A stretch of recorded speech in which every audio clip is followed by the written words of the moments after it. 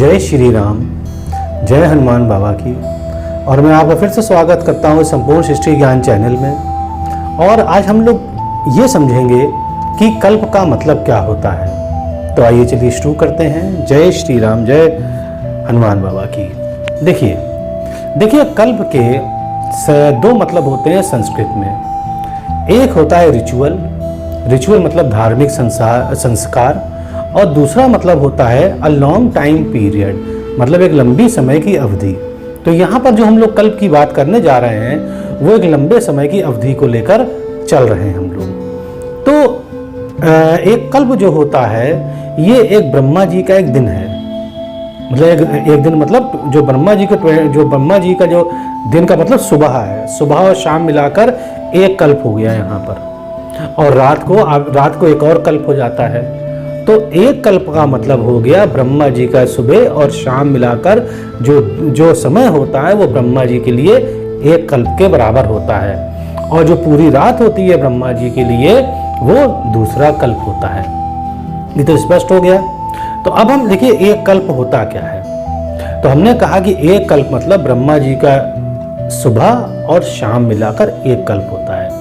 अब देखिए एक कल्प को हम लोग पहले संबंध बताएंगे कि महायुग और कल्प का क्या संबंध है। देखिए महायुग जो होता है वो 4 युगों के एक साइकिल को कहा गया है। मतलब जब 4 युग गुजर जाते हैं तो जो गुजरने को इस 4 युग को मिलाकर एक महायुग कहा गया है।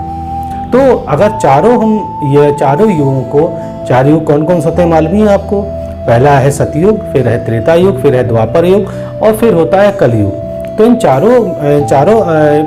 चारों अगर युगों की अवधि को हम जोड़ लें जो हम बता चुके हैं अपने वीडियो में, वो तो ये आती है करीबन 43,20,000 वर्ष आती है। ये महायुग हो गया।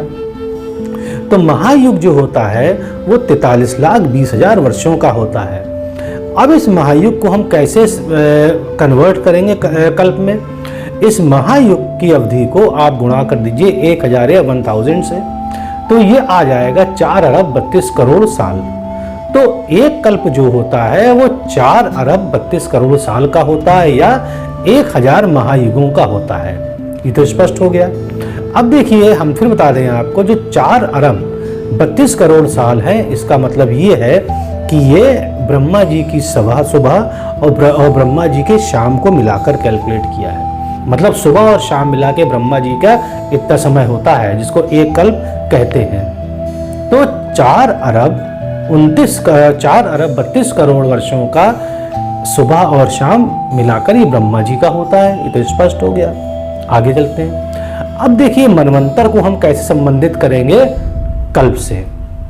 देखिए मनवंतर हम जब समझते हैं तो हम इसमें 2 भाग में डिवाइड करते हैं। पहले हम डिवाइड करेंगे कि ब्रह्मा जी की सुबह और ब्रह्मा जी की शाम, और फिर दोनों का ऐड कर देंगे तभी आ जाएगा एक कल्प।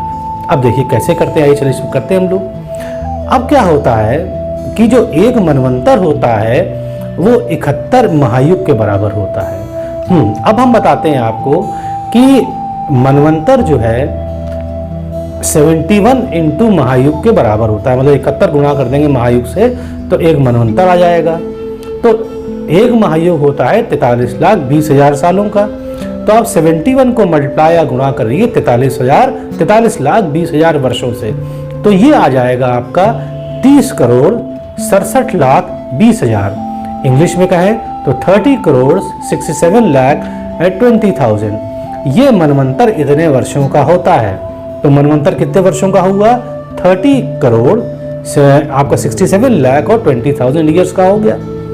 अब देखिए जो ब्रह्मा जी की सुबह है वो मनवंतर को 14 से मल्टीप्लाई करना पर आती है। तो आप देखिए क्या क्या कैलकुलेशन हुआ। जब 14 इंटू मनवंतर आप करेंगे मतलब 14 इंटू 30 करोड़ 67 लाख, ये 20,000 को आप जब मल्टीप्लाई करेंगे 14 से तो ये 4 अरब 29 करोड़ 40 लाख और 80,000।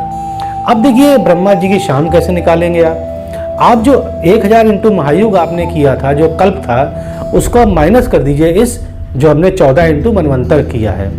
देखिए हमने बताया था भी आपको कि 1000 महायुगों का एक कल्प होता है। वो कितना आया था? वो आया था हमारा 4 अरब 32 करोड़ साल का। उसको आप माइनस कर दीजिए, जो 14 इंटू मनवंतर हम निकाला था वो कितना था? 4 अरब 29 करोड़ 40 लाख और 80 हजार था। तो जब आप दोनों को माइनस करेंगे तो ये आ जाएगा 2 करोड़ 59 लाख 20 हजार। तो जो 2 करोड़ 59 लाख और 20 हजार है, इसको बोलते हैं मनवंतर संध्या। मतलब जो ब्रह्मा जी का शाम होती है वो इतने वर्षों की होती है। तो आप देखिए मनवंतर में देखिए डिवीजन किया है 2 चीज़ों का, फिर से बता दें। एक होता है कि जो पूरी सवेरे की अवधि है वो कितनी है? 4 अरब 29 करोड़ 40 लाख 80 हजार की। और जो शाम की अवधि है वो है 2 करोड़ 59 लाख और 20 हजार वर्षों की। तो इन दोनों को जब आप जोड़ देंगे तो आप क्या पाएंगे? आप एक कल्प के बराबर पाएंगे। तो मनवंतर हम लोग जब समझते हैं तो इसमें हम लोग पहले मनवंतर मतलब मनवंतर की सुबह निकालते हैं, मनवंतर की शाम निकालते हैं, दोनों जोड़कर एक कल्प बना लेते हैं। और महायुग से जब कल्प निकालते हैं तो महायुग में 1000 सीधे गुणा कर लेते हैं और उससे हमारा एक कल्प निकल आता है। फिर बता दें आपको 1000 इंटू महायुग इक्वल टू 1 कल्प। मतलब 1000 को जब आप गुणा करेंगे 43 लाख 20 हजार वर्षों से तो एक कल्प आएगा। एक कल्प कितना आएगा? वो आ जाएगा 4 अरब 32 करोड़ वर्षों का। ये तो स्पष्ट है। एक मनवंतर जो होता है वो 71 इंटू महायुग मल्टीप्लाई कर दीजिए। महायुग होता है 43 लाख 20 हजार सालों बता चुका मैं आपको। तो 71 को जब महायुग के वर्षों से मल्टीप्लाई करेंगे तो आप क्या पाएंगे? 30 करोड़ 67 लाख 20 हजार। ये एक मनवंतर आया। अब देखिए ब्रह्मा जी की सुबह क्या है? ब्रह्मा जी की सुबह जो है 14 इंटू मनवंतर, मतलब 14 को जब मल्टीप्लाई करेंगे मनवंतर के समय से तो 14 इंटू जब मल्टीप्लाई करेंगे हम 30 करोड़ 67 लाख 20 हजार से तो हमारा आएगा 4 अरब 29 करोड़ और 40 लाख 80 हजार। ये ब्रह्मा जी की सुबह हो गई। अब शाम कैसे हुई?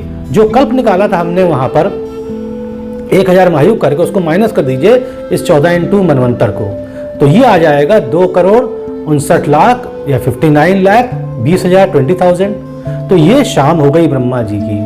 तो अब तो स्पष्ट हो गया होगा। तो आप ब्रह्मा जी की शाम और अगर ब्रह्मा जी का दिन जोड़ देंगे तो एक कल्प बराबर आ जाएगा, जो 1000 इंटू महायुग से बराबर आया था। तो उम्मीद है आपको समझ में आया होगा कि महायुग और कल्प में क्या संबंध है और मनवंतर में क्या संबंध है कल्प का। तो उम्मीद है स्पष्ट हो गया होगा। तो चलिए विदा लेते हैं आपसे। अच्छा लगता हो तो आप जरूर सब्सक्राइब करिएगा। जय श्री राम, जय हनुमान बाबा, जय प्रभुराम।